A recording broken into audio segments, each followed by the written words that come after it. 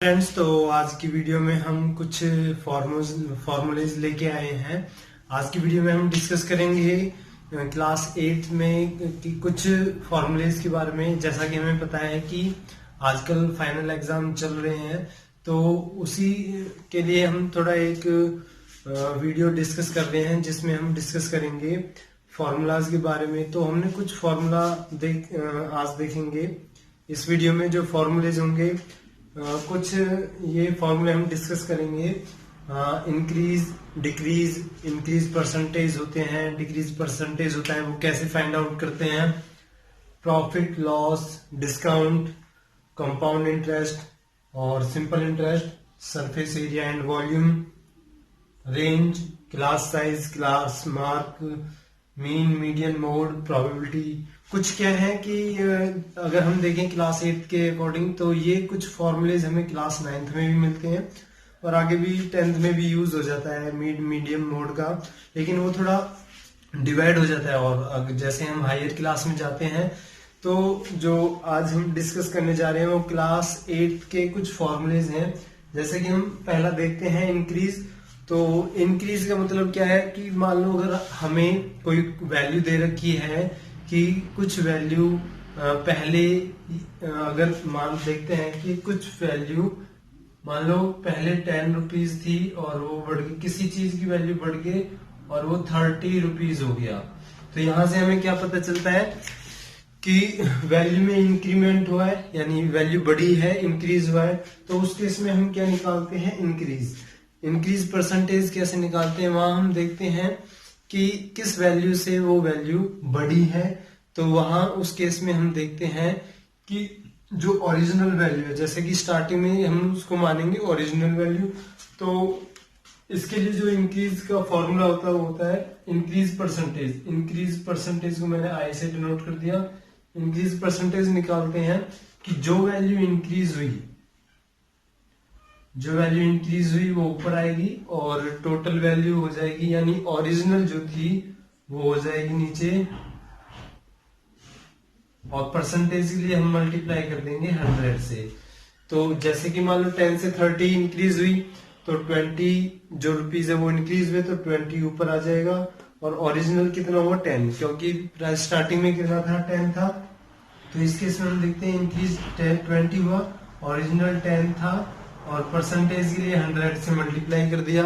तो 0 से 0 कट होगी, 2 से इसको मल्टीप्लाई करेंगे तो कितना इंक्रीमेंट हुआ, 200%। तो इस तरीके से हम ऐसे फॉर्मूले को क्वेश्चन जो इस पर बेस होते हैं, तो इस तरीके से हम सॉल्व कर सकते हैं। ऐसे ही सेम डिक्रीज का है। अगर हम डिक्रीज में देखते हैं तो वहां वैल्यू घटती है, घटेगी यानी कम होगी, तो डिक्रीज ऊपर आ जाएगी और ओरिजिनल सेम नीचे होगी। जैसे इसी को लेते हैं, अगर मान लो 30 यहाँ था और 10 अगर कम हुआ है, डिक्रीज हुआ है, तो ओरिजिनल उस केस में कौन सा होगा, पहले वाला। यानी दोनों के केस में इंक्रीज हो या डिक्रीज हो, दोनों के केस में हम वैल्यू जो लेंगे वो स्टार्टिंग वाली लेंगे। तो ये तो थे हमारे इंक्रीज और डिक्रीज से रिलेटेड फॉर्मूले। अब हम आते हैं प्रॉफिट और लॉस पर। प्रॉफिट और लॉस पर, तो अगर हम देखते हैं कि कोई चीज हम खरीदते हैं, कोई भी सामान, तो वो होता है कॉस्ट प्राइस यानी सीपी, और अगर हम बेचते हैं तो वो हुआ सेलिंग प्राइस। तो यहाँ से फॉर्मूले कैसे बन सकते हैं, याद करने का भी कोई हम मतलब रोट लर्निंग की बजाय हम सिंपल समझे कि कैसे फॉर्मूले बनते हैं। मान लो 10 रुपए में कोई चीज खरीदी है हमने और वो 20 रुपए में बेच दी, यानी सेलिंग प्राइस हो गया उसका। अब अगर इसमें हम देखते हैं प्रॉफिट किस केस में होगा, प्रॉफिट कब होगा, जब हमने कम में चीज कोई खरीदी और ज्यादा में हमने वो बेची, तो उस केस में क्या हो जाएगा, प्रॉफिट। तो यहां से हम देखते हैं कि प्रॉफिट को मैं डिनोट कर रहा हूं पी से, तो प्रॉफिट का फॉर्मूला क्या हो जाएगा, एसपी माइनस सीपी। तो यहां से हमारे पास एक प्रॉफिट का फॉर्मूला निकल के आ गया। तो इस सेलिंग प्राइस में से कॉस्ट प्राइस को माइनस कर देंगे, तो वहां से आ जाएगा प्रॉफिट।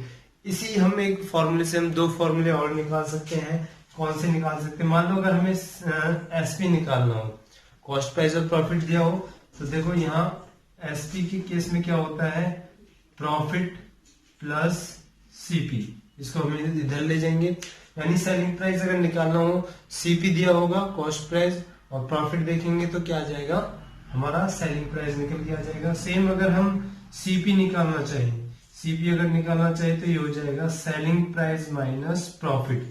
तो हम देखते हैं कि इस एक फॉर्मूले से हम ये दोनों फॉर्मूले भी निकाल सकते हैं।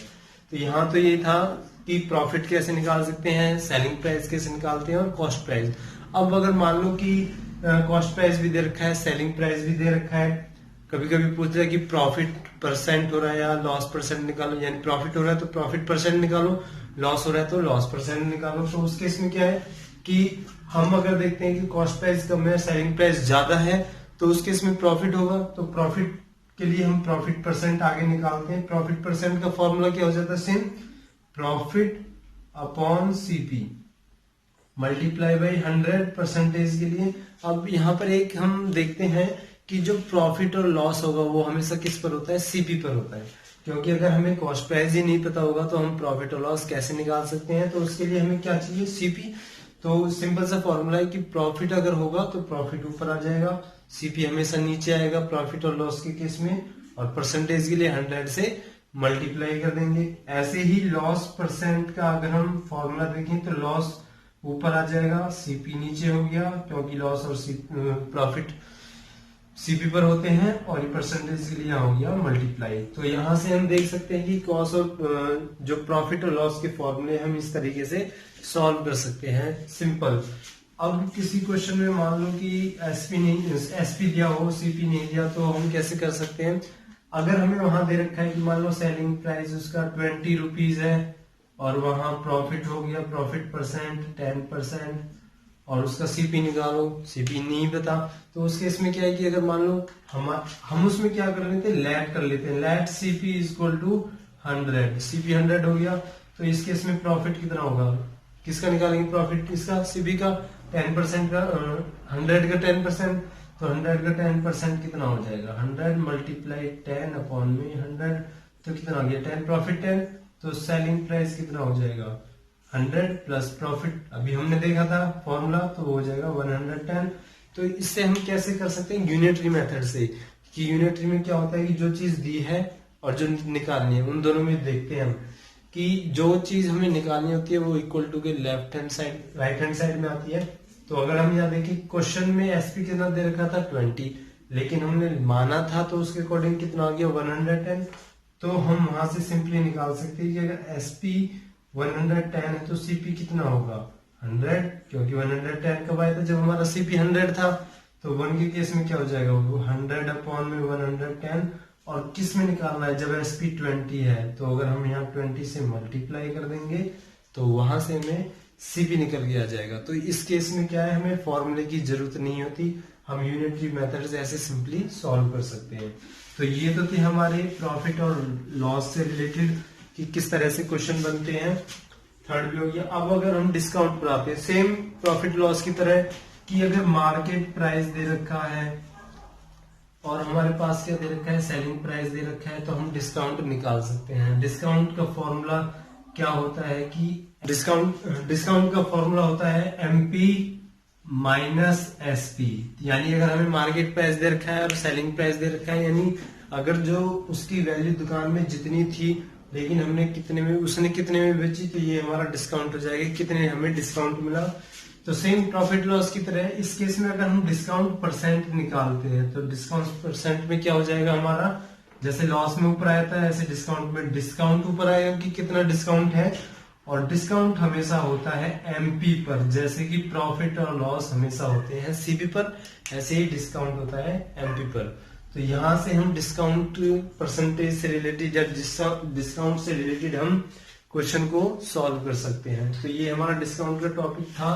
उसके बाद हम देखते हैं कि सिंपल इंटरेस्ट और कंपाउंड इंटरेस्ट। सिंपल सा इसमें क्या होता है, हमारे पास प्रिंसिपल होगा और हमारे पास रेट होगा, रेट हमेशा परसेंटेज में होता है, और होगा हमारे पास टाइम। तो ये तीन चीजें होगी। अगर हम सिंपल इंटरेस्ट निकालते हैं तो सिंपल इंटरेस्ट का फॉर्मूला हो जाएगा principal multiply rate multiply time और अपॉन में 100। यहाँ इस फॉर्मूले से हम सिंपल इंटरेस्ट निकाल सकते हैं, और सिंपल इंटरेस्ट में अमाउंट का फॉर्मूला हो जाएगा प्रिंसिपल प्लस सिंपल इंटरेस्ट। तो यहां से हम सिंपल इंटरेस्ट से रिलेटेड अमाउंट को सॉल्व कर सकते हैं। उसी केस में अगर हम कंपाउंड इंटरेस्ट निकालें तो उस केस में हम क्या देखते हैं, पहले हम निकालेंगे अमाउंट। तो अमाउंट के केस में फॉर्मूला हो जाएगा principal bracket 1 plus RT upon में 100, यानी 1 प्लस R अपॉन 100 और ब्रैकेट के बाद टाइम निकालते हैं, इसको हम टाइम ऊपर लेंगे। सेम वही प्रिंसिपल रेट जो होगा, लेकिन यह कंपाउंड एनुअली बोलते हैं तो उस केस में हम कंपाउंड इंटरेस्ट के केस में अमाउंट का फॉर्मूला ये होता है principal bracket 1 plus R upon 100 और बाहर ब्रैकेट के बाहर आता है टाइम, यानी टाइम हमेशा ऊपर होगा और वो पावर की टर्म में सॉल्व होता है कंपाउंड इंटरेस्ट में।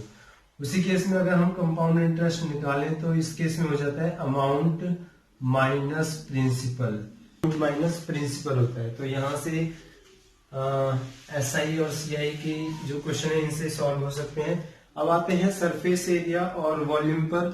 सरफेस एरिया अगर हम 8th में देखें तो वहां क्यूबॉइड होता है।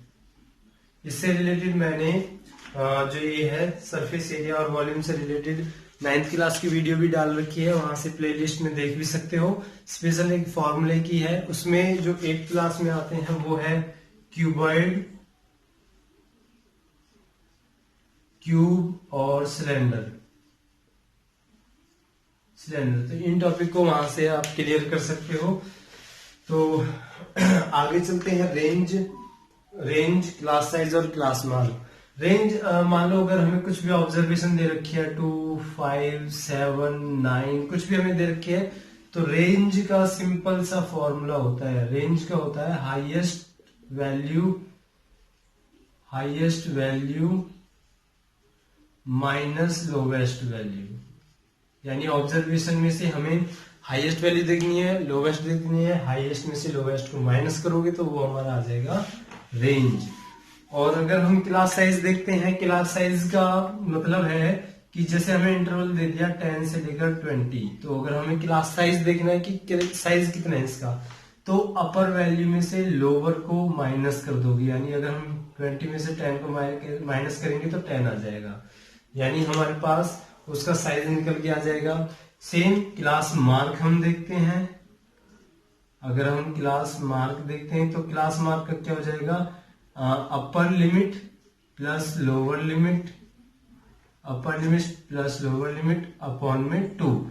जैसे यहाँ लोअर हो गया 10, अपर हो गया 20 डिवाइड बाय 2, ये प्लस करेंगे 30 आ जाएगा, 30 को 2 से डिवाइड करेंगे तो हमारे पास आ गया 15। तो ये आ जाएगा क्लास मार्क। तो वहां से हम सिंपली, ये तो सिंपल से चैप्टर है जिसमें हम डिस्ट्रीब्यूशन के उसमें पढ़ते हैं, ग्राफ वगैरह जिसमें होते हैं, तो ये सिंपल से फॉर्मूले। अब अगर हम आगे देखें मीन, तो मीन का फॉर्मूला है, जैसे कि ऑब्जर्वेशन की बात करी थी, मीन का हो जाता है सम ऑफ ऑल ऑब्जर्वेशन अपॉन में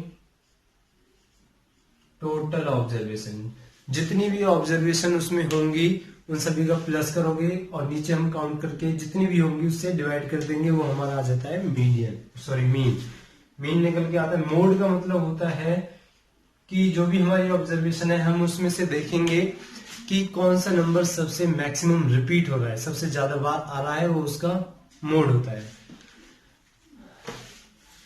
आगे देखते हैं प्रोबेबिलिटी का फॉर्मूला है, मीडियन का रह गया हमारे पास। मीडियन में केस होते हैं दो, एक तो होता है जिसमें ऑड ऑब्जर्वेशन हो, ऑड ऑब्जर्वेशन का फॉर्मूला होता है n+1 अपॉन टूथ टर्म। जैसे मान लो अगर हमने लिया 1, 2, 3, 4, 5, यहाँ ऑब्जर्वेशन कितनी है 1, 2, 3, 4, 5 ऑड है तो n की वैल्यू हो जाएगी 5। टोटल हमारे पास 5 है तो 5+1 अपॉन 2, इसको प्लस करेंगे तो ये हो जाएगा 6 अपॉन 2, यहां से इसको काटोगे तो यहाँ आ गया 3rd। यानी जो ऑब्जर्वेशन में तीसरी पोजीशन पर नंबर होगा वो इसका मीडियन होगा। तो यहाँ पर तीसरी नंबर कौन सा है 3। दूसरा, मीडियन निकालने के लिए हमें हमेशा असेंडिंग ऑर्डर में ऑब्जर्वेशन को रखनी, यानी स्मॉलेस्ट नंबर हमेशा पहले आएगा और उसको असेंडिंग ऑर्डर में लिखेंगे मीडियन के लिए। और अगर हम देखें अगर इवन के केस में हो तो वहां होता है n/2 और n/2 प्लस 1th टर्म। जैसे मान लिया 1, 2, 3, 4 इवन है तो n हमारे पास 4 हो गया, तो 4/2 और दूसरा हो जाएगा 4/2 प्लस 1। इसको काटोगे तो ये 2 और ये हो गया, आगे हो जाएगा 3rd। यानी दूसरे और तीसरी पोजीशन पर जो नंबर होगा उनको प्लस करो और 2 से डिवाइड कर दो। उस केस में हम मीडियन इवन में निकालते हैं। आगे लास्ट प्रोबेबिलिटी का हम देखते हैं। प्रोबेबिलिटी का फॉर्मूला होता है favourable outcomes upon total outcomes.